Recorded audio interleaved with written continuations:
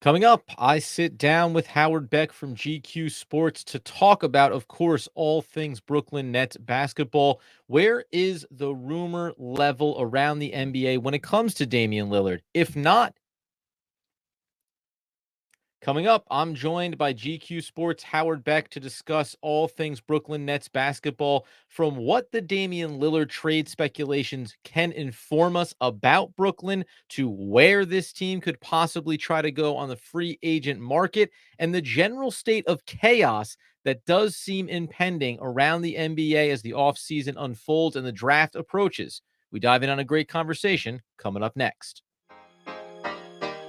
You are Locked On Nets, your daily Brooklyn Nets podcast. Part of the Locked On Podcast Network, your team every day.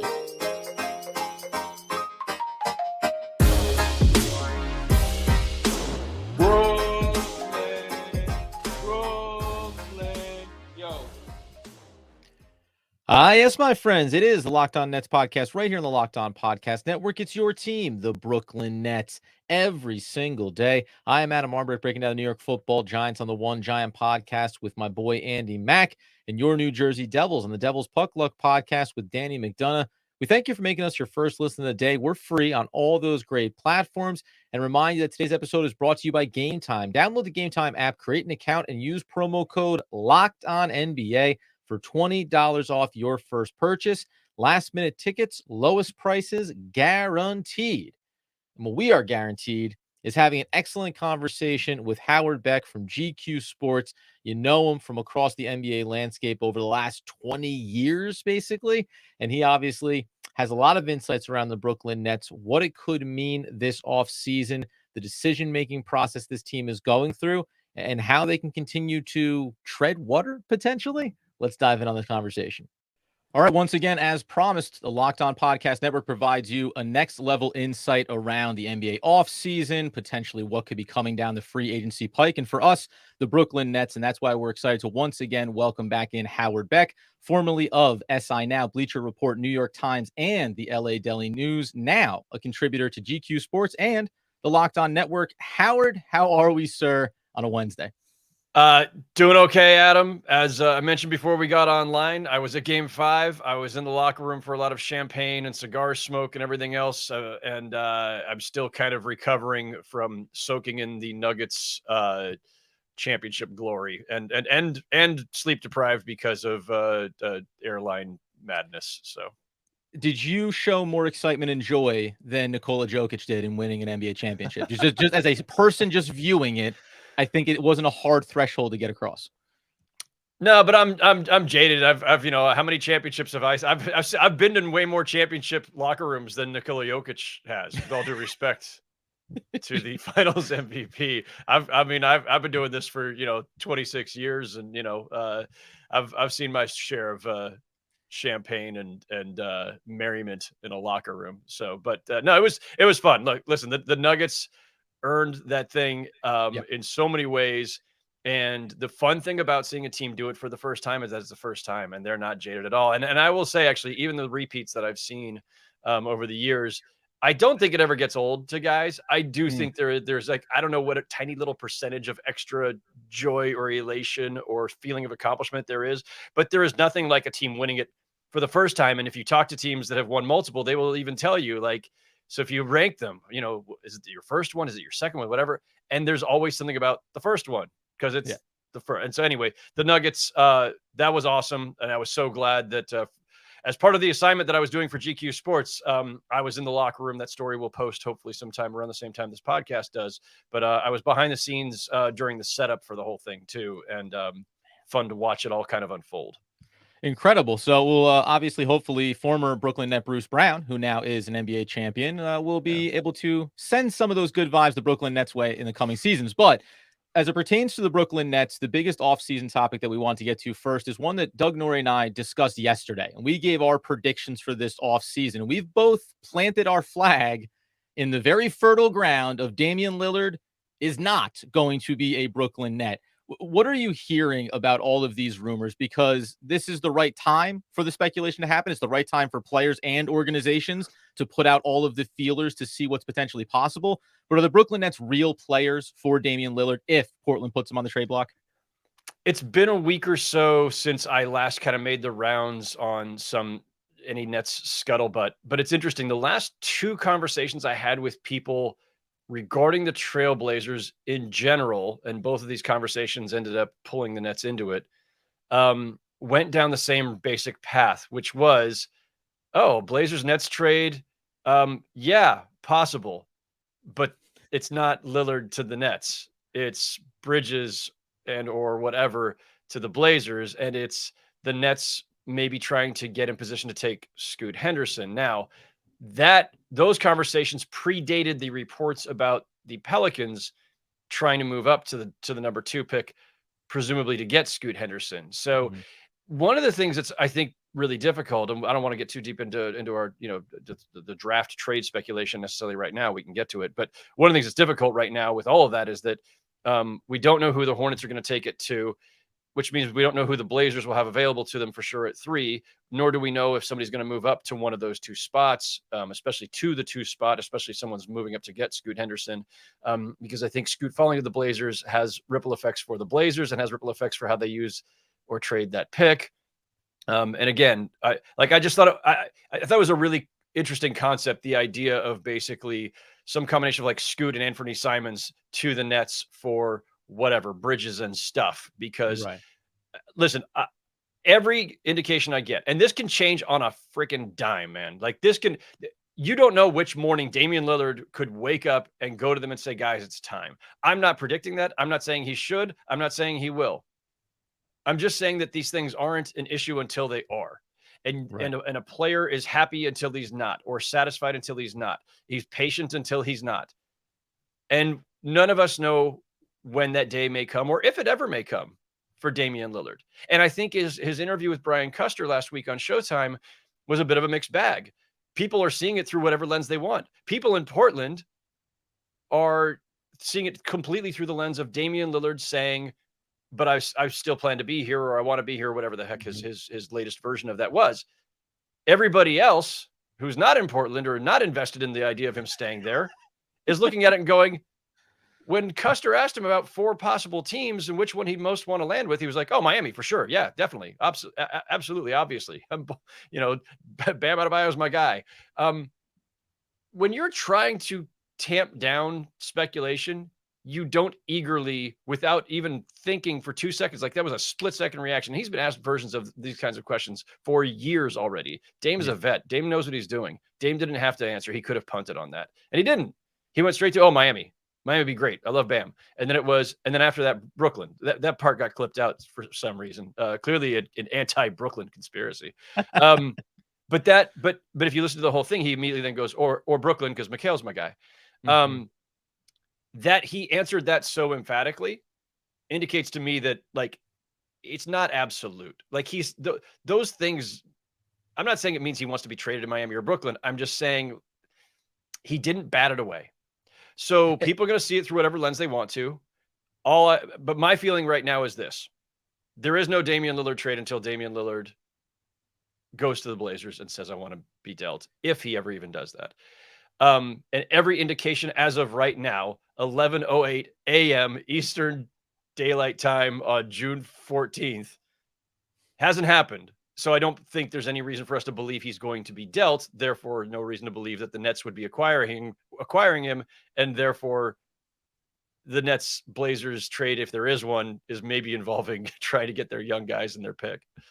Well, and that's, I think, is interesting, because I've always been of the mindset when it comes to Damian Lillard that the organization is going to wait to get through the draft to see how that unfolds and go back to Damian and say, this is what we're thinking with you, right? And if it's without you, we can always make the necessary moves from that point forward. But if you're Portland, your relevancy right now in the short term is directly tied to keeping Damian Lillard. So it doesn't seem like there's an impetus to make a knee-jerk reaction or to over pursue something. Now, the other part of that from a Brooklyn standpoint is it seems like the Nets are not in the market to be moving Mikal Bridges. We've constantly said if an offer comes along that just feels like it'd be malpractice to refuse it, yes, maybe they would listen to it. But by and large, if the Nets are trying to potentially add talent, does this situation with Damian Lillard inform to you how the Brooklyn Nets could be approaching a DeJounte Murray possibility or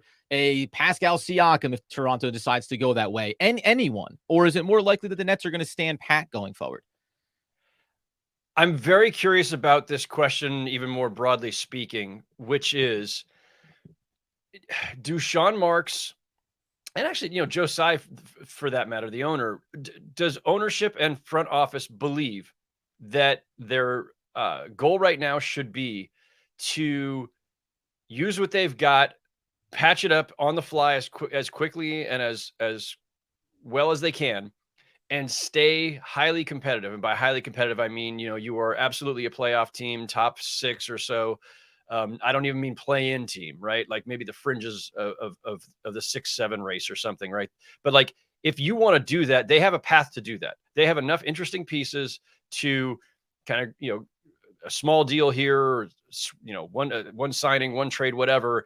And yeah, you could be in that pack behind Boston, Milwaukee, Philly, Cleveland. You could be probably on par with the Knicks. Mhm. But there's other teams coming too, by the way. So like, but they could do that. I don't know for sure. I don't pretend to know what they're thinking right now on this, but I will say this just to kind of complete the loop on this. They don't have their picks. We get that. You're not going to tank. Get that too. Fine. But they've got some buffer. Like the picks are the sunk cost. Sean Marks didn't mind sunk cost in the past, although granted he and Kenny Atkinson got a team to overachieve that made those picks less valuable. So it didn't feel maybe as painful when some of them went out. But this is a very pragmatic front office. Mm. And I think ownership too. I don't see them as being ones who are going to be like, oh, we got to keep winning because those picks, it'll be embarrassing. I think, they've created a buffer with the other picks they've acquired from Phoenix and elsewhere.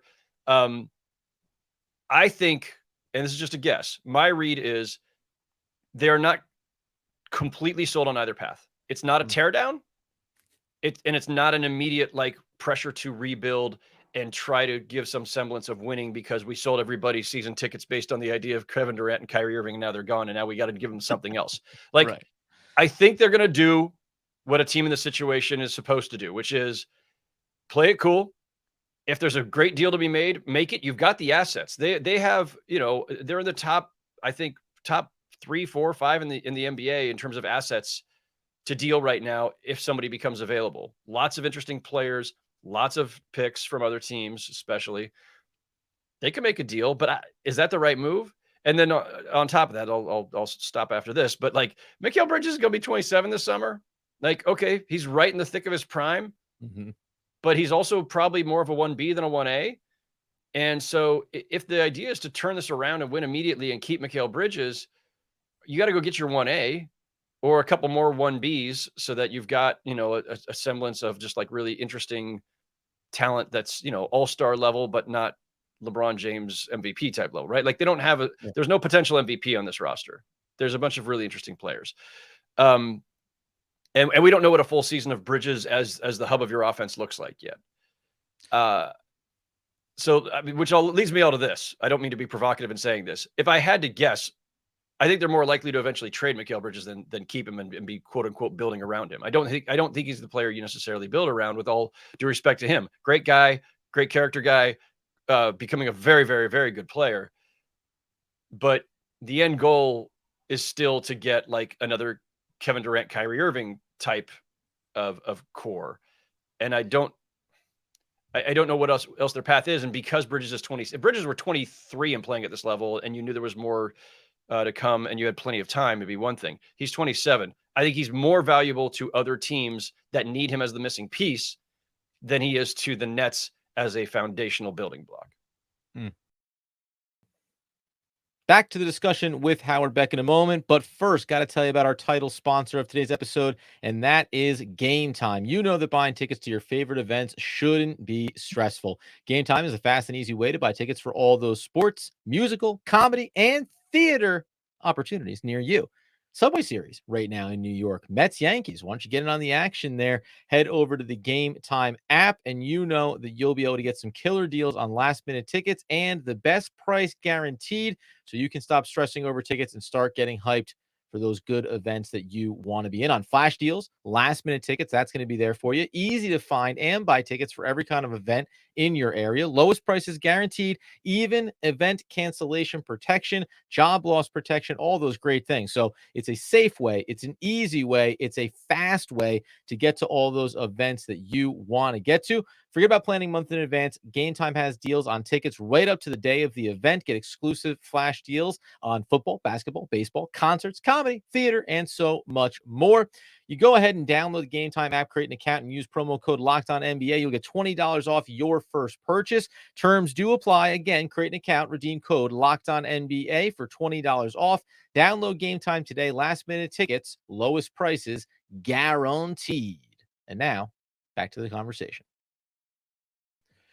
Okay, so before we talk a little bit about getting beyond the draft even and just where some of the speculation is around veteran players and teams that are in pursuit of championships and maybe some guys on the roster for the Brooklyn Nets being valuable. On the point about Mikal, would you then think with no commitments, we won't hold this against you, but do you think that it's more likely that the move of Mikal Bridges would be happening sooner, this year or 2 years from now? Because you mentioned that age range, you wait 2 years to move him, his value could be at its pinnacle, or it could be a big enough sample size as the lead man potentially in Brooklyn, or other players come along, right? And other teams start to look at Mikal and say, yeah, once upon a time, as we heard during the trade deadline this past season, he was worth 4 first-round picks. Now we're going to Brooklyn and we're saying maybe two first-round picks. Maybe a player gets involved here. Do the Nets need to worry about monitoring that value as they move through what is a very team-friendly contract for Mikal? Yeah, I don't think you necessarily look at it that way. I don't think you're trying to project whether his value is increasing or decreasing. I think this is more determined by other market forces, meaning, all right, we're just past the finals. We're fully into draft season now, and then free agency is just beyond that. Teams, if they haven't already, probably have already, but are formulating their offseason plans. So if you're the Memphis Grizzlies and badly need a high-end wing to complete your championship potential core that you're looking to build, the John Morant thing notwithstanding, if you are the trying to think of, like, if you're the Trailblazers and you're just trying to extend Damian Lillard's career there and give him belief that you can start competing at a high level again. Maybe if you're the Heat, there are any number of teams that would kill to have Mikal Bridges. No question. We know how valuable he was when teams were chasing him a year ago when he was still with the Suns. He remains just as, if not more valuable now. So the point is this. I don't think the Nets necessarily go into the summer thinking, all right, Mikal Bridges, man, he was already really valuable when we got him, and his value's only gone up because of the way he finished with us. Let's sell high right now. Maybe they're thinking that. But I think more likely than anything else is you trade him if somebody makes you a great offer. Like, you don't have to shop him. Everybody in the league, especially contenders that need him as a missing piece, or fringe playoff teams that want to solidify their playoff standing, or a team like the Blazers that's just trying to be relevant again for other reasons. There are a ton of teams that would love to have him, and I think would pay a steep price. And if somebody makes the Nets, blow him away type of offer, then you trade him. Like, like, this is not a sentimental front office, right? Sean Marks is from the Spurs school of heartless transactions, also known as the Danny Ainge school of heartless transactions, and he has no Spurs ties whatsoever. But those are the people I think of first. Is like, you just do what you got to do, and when you're forced at gunpoint essentially to tear down a plausible contender last season and trading Kyrie Irving and trading Kevin Durant. You recovered well because you made 2 really good deals and got, especially in the Kyrie deal, way more than anybody ever anticipated they could get. Mm. But it's you did not plan to have a roster that looks like this, and you got to start sorting it out. This is the time to do that. And again, I think if anybody wants to blow you away with a Mikal Bridges offer, given his age and his relative value in the market right now, I think you probably do it. It's fascinating, man, because I know, at least for it depends. It's divided in the Brooklyn Nets fan base. And I fall into that category too, of when I think about Mikal Bridges and showing up from the trade and seeing him perform, and he's everything you want the face of a franchise type player to be. And also, you know what the ceiling is right now for this team. It's not Eastern Conference Finals, right? It's first round playoffs, and see who you match up against and whether or not you can make some noise. So it's that weight of expectation. Go ahead.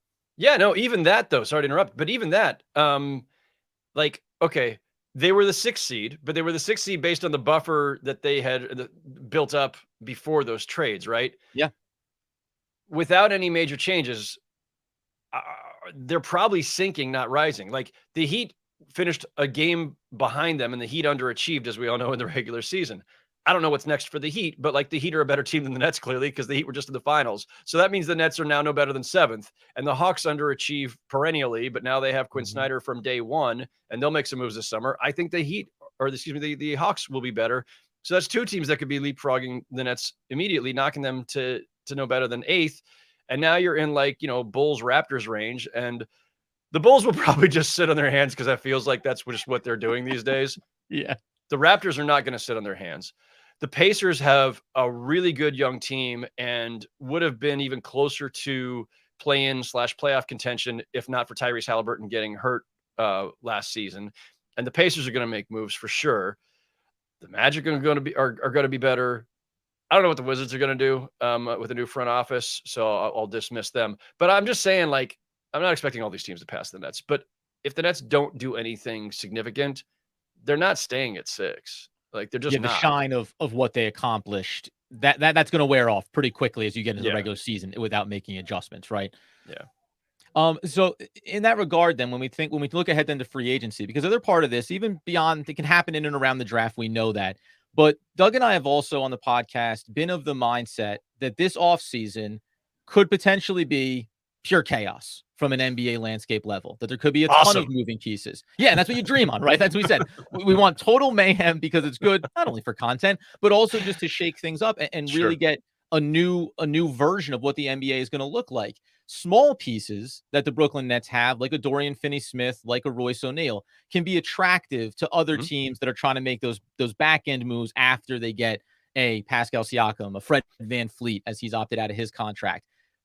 Do players like that? Because I don't want to put you down specifically on those 2 guys, but do those veteran type wing talents, there's always a market for them. Do you anticipate that that's going to be a viable option for the Nets to say, whatever we're going to be this year, it behooves us to, again, strike while the value is high on a couple of guys that can be contributors, and while they could be good for Brooklyn, they don't move the needle in terms of what the ceiling is going to be in this upcoming season?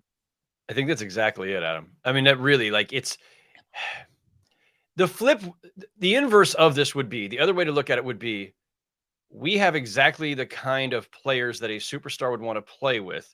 So if there were somehow a path to keeping Mikal Bridges and Dorian Finney-Smith and Nick Claxton, then yeah, cool, great. Like that's exactly the kind of team that, I don't know, Kevin Durant should want to play with. If only we could get a Kevin Durant type player. If only. Yeah, but those guys never pick the Nets. That's just never going to happen. Sorry. So listen, that is a path, though. It is a path of sorts. It's kind of what the Knicks are doing, right? The Knicks have built a really solid core. There's not a superstar there, with all due respect to what Jalen Brunson just did. And Jalen Brunson's ceiling is going to be way higher than anybody anticipated it would be. But they're still a superstar away, right? But a superstar can look at them now and go, you know what? I like what's there. And if I can get there without them giving up too many of those pieces to get me there, I can win with those guys. That's exactly how I think any superstar would look at the Nets right now, too. There's a lot of good, interesting pieces, but they're all complimentary guys. High-end complimentary, but complementary. And I mean that in regard to Mikal Bridges too. He's a complementary piece of sorts. He's just a high level one. He could be your number 2 or your number 3. I don't think he's a number 1. And so the second that the Nets made those trades last, however many months ago, my thought was, wow, they did really well to get those guys. And man, those guys are going to be really valuable when it's time to flip them for something else. Because I think like when you're doing this on the fly, you don't set out one day to say I'm going to pair Mikal Bridges with Spencer Dinwiddie, with Dorian Finney-Smith, that's not, you're not building a team. Like people keep saying, well, what are they guys? They did this on the fly, making the best deals they could under the circumstances. You did not set out to put these specific players together for the long term. They weren't supposed to fit. So you got a lot of 3-and-D guys, or just a lot of interesting long wing types, whatever. They don't need all of them, and other teams are going to be calling. So teams will be interested in Royce O'Neal. Teams are going to be interested in I think Watanabe's like a free agent, right? But like all these pieces that were all kind of a little overlapping. Teams are the Nets don't need all of them, and other teams are going to be coming for some of them.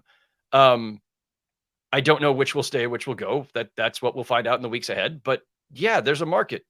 Teams will be chasing Dorian Finney-Smith. I have no doubt in my mind. I don't need intel for that. He's a really good player who's much more valuable to a contender, just as Mikal Bridges is, than to the Nets when they're in this kind of weird, middle state of trying to figure out their next path.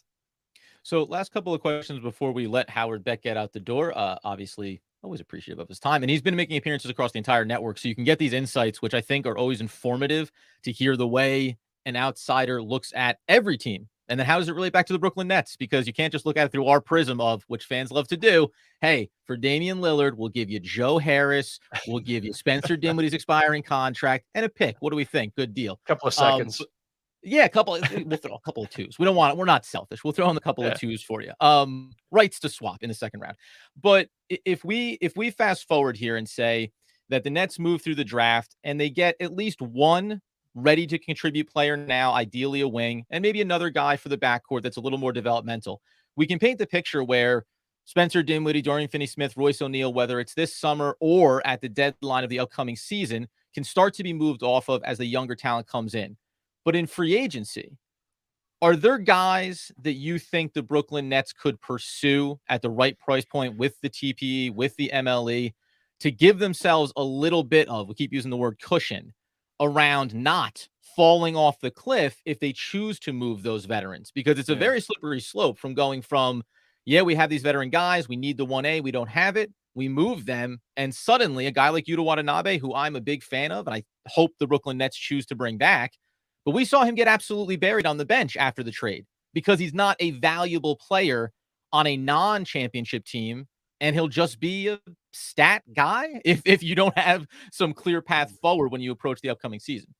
Yeah, no, he was really valuable when he had all those open shots playing off of Kevin Durant and Kyrie Irving, right? So, again, that's the template for other teams that have some version of that, who are going, oh, that dude plays really well with stars. We have a star or two, and we need some shooting around him. So I think that one other element we need to bring into this is that the new CBA kicks in, and not all the restrictions that are coming with that for high spending teams are coming immediately, but the pressure on everybody in the league to get their books in order is immediate. Everybody needs to start planning for what the new CBA is going to do in the near term and in the not so long term. Meaning the chaos you alluded to earlier, Adam, I do think it's going to be an all-time high. Like, I think draft night is going to be crazy. I think free agency period is going to be crazy, not just for free agency, but with trades, because teams are going to be looking to offload contracts. Teams are going to be looking to get their books in order. There may be bargains to be had. A team that, again, this is just me, going off the top of my head here, but like, if a team really believes in Jordan Poole and the Warriors decide, well, we're not moving any of the core guys, but we need to shake up something, and maybe we overpaid Jordan Poole a little and he underachieved this past season, but maybe he's great as the leading man somewhere else. Mm-hmm. Maybe Jordan Poole can be had for a song because the Warriors are looking to bring down their tax bill and try to avoid some of the penalties that are coming in this new CBA. And so, like, I'd be looking across the league at players like that who maybe, are priced a little too high for their production, or the fit's not quite precise, or simply that the team has too many pressures with regard to the luxury tax and their overall cap situation. And so I think, and I bring all that up to say, like, for the Nets, again, I think it's all just opportunistic type of approach. You don't have to actively be looking to move Mikal Bridges or Dorian Finney-Smith or Royce O'Neal or anybody else. You're looking at this, and it's, you asked about free agency, like who could they get? I don't know right now. Like I truly don't. I don't. If they stood pat, if they moved nobody, and just let it play out and said we're just going to add to what we've got and see if we can push it forward just a little bit. Like, they're not going to go all out to go try to acquire like Fred VanVleet. I don't think. I don't think they're trading for Pascal Siakam. I don't think they're trading for Jordan Poole for that matter, but who knows? Like, and again, if like that Blazers situation I alluded to, the speculative version of this that some folks around the league were talking about last week, if you had the opportunity to trade up and get the number 3 pick, and that pick was Scoot Henderson, like, that's a great guy to build around. So it could be something like that. It could be something much more subtle. It's all going to be based on, to me, not so much what they are setting out to do versus what is available to do. I don't think there's a ton of urgency to move in any particular direction immediately. I think correct me if I'm wrong, because you're speaking from the standpoint of the Nets fan base. I have to believe the Nets fan base is probably not that antsy, right? Like, it was a huge, huge victory for the Nets franchise and fans of the Nets for them to have Kyrie Irving and Kevin Durant pick them in the first place, even if it went the way it did, under strange circumstances, albeit. But it didn't work out, to say the least. I think that's what Joe Tsai said after it was all said and done. They came out. How do you feel? We tried. It didn't work out. Give it a shot. Listen, I'll just say this. I mean, not to be too glib about these things, there aren't that many teams that can be in a position to have 2 stars of that caliber pick them in the first place. Yep. I've said this about the Clippers, and I'll say it about the Nets, because people keep saying, well, the Clippers, it's now down to the last year of Kawhi and Paul George unless they extend them, and is this whole era a bust? And I'm like, folks, and listen, I'm speaking as somebody who covered the Lakers for 7 years and then has been in New York for almost 20. And I've been in these 2 markets, and I know how the Nets and Clippers function with respect to their big brothers in the markets. It was a huge victory for the Clippers to get the 2 guys of that caliber to pick them. Like, you'll never see the Clippers the same way again, partially because they have Steve Ballmer instead of Donald Sterling as owner, but partially because 2 of the best players in the league chose the Clippers. The biggest joke in the league of a franchise for decades, 2 of the biggest stars in the league, including the reigning finals MVP at that moment, picked them. That is significant, even if they never make the finals. Similarly for the Nets, these 2 guys picked them, and then Harden chose to join them there. It didn't work out, to say the least. But I don't think you just dismiss the whole thing and call it all a bust and a joke.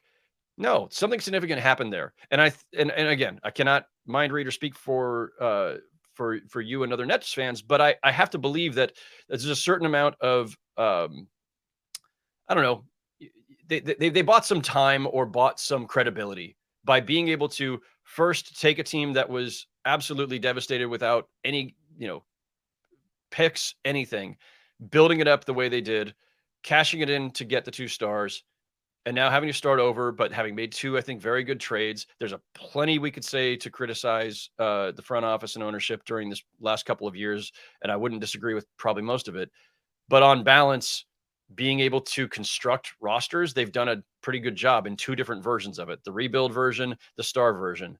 And maybe they over-indexed on the star version, and maybe they certainly did give them too much power over everything. Hey, lessons learned, presumably. But I don't think there is an urgency, and you tell me if I'm wrong. I don't think there's an urgency to say, we got to rebuild this on the fly and we got to get back in business immediately or we're going to lose everybody. Like, I think they have some time. Yeah, I think that was the methodology when you have the worst case scenario. The best case is you have superstars choose to want to come be a part of Brooklyn. The worst case scenario is the superstars choose that they don't want to be a part of it anymore. But in the back end of it, you have assets, you have draft capital that's years away into 27 and 29. there should be, and we've preached this in the last handful of weeks, patience, because you're not the team that has pressure on them right now. There are teams that do, and only one is going to win the championship next year. The Brooklyn Nets are not going to be in those waters. They don't need to be compelled to get into those waters. And I think you made the good point about free agency in the market and saying the Brooklyn Nets can actually just sit and wait. And after the big names get moved, after the big deals get done, they may stand to benefit from just teams that want to get off some contracts or want to be able to get a little bit of future capital. So hopefully there's something there for the Nets to be able to build around what they currently have.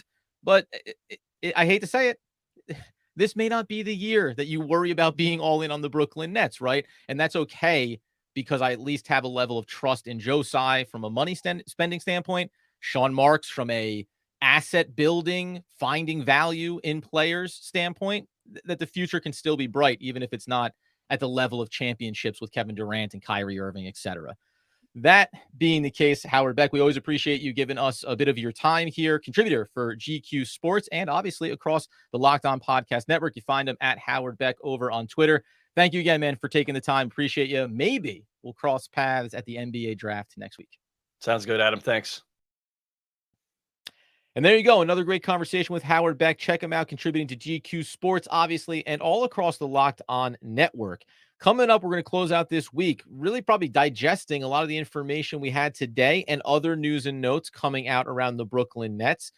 It's fascinating, man. I think we confirm that the Nets are not going to necessarily be big name hunting here this offseason or ahead of draft night, but there could be some opportunities. Could they be enticed to move off Mikal? They even got a little bit sad there when Howard indicates that the long-term future of Mikal in Brooklyn may not be cemented just by getting through a patient offseason here. Next week, we'll talk about the draft. We'll talk about moving up the board. We'll be here live with draft night coverage for you. So you get to YouTube, you get to the podcast feed, you subscribe, you turn on the alerts, and we remind you, we're 5 days a week and we're free on all those great platforms, right? So in the Brooklyn Nets landscape, it's two things. One, we're incredibly proud of the work that we do covering the Nets, and we're incredibly appreciative of you guys supporting us. So continue to make us a part of your daily Brooklyn Nets routine. And with no Doug Norrie, there is no quote short of saying, I miss my friend and I can't wait until he's back so we can keep talking all things Brooklyn Nets basketball.